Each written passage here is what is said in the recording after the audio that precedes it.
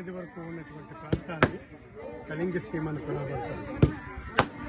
అయితే ఈ సీమలో ఉన్నటువంటి ప్రజలకి కొన్ని ఆచారాలు, కొన్ని కర్మ సిద్ధాంతాలు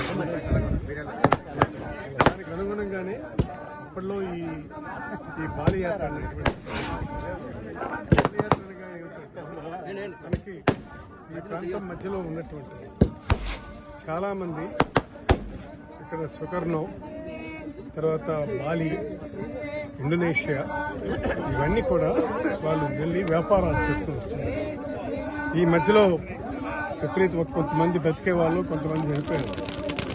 అలాంటిది ఏదీ జరగకుండా ఉండాలని ఈరోజు వాళ్ళు ఇక్కడ ఆ పెద్దలకి పితృకర్మ కట్టించేవారు.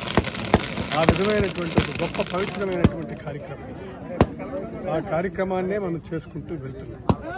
అయితే ఇది యువాన్ చవాంగ్ అని చెప్పి ఒక పెద్ద సైనికుడికి ఈ చరిత్రను బయటకు తీశారు. అయితే అప్పట్లో మనకు చాలా మందికి ఈ విషయం తెలియక మనం చాలా కాలం నెగ్లెక్ట్ చేసాం. ఎప్పుడైతే ఈ విషయం తెలిసిన తర్వాత మనం అది చేయడం ప్రారంభించాం. ఈ సంవత్సరం మనం ఇది ప్రారంభిస్తాం.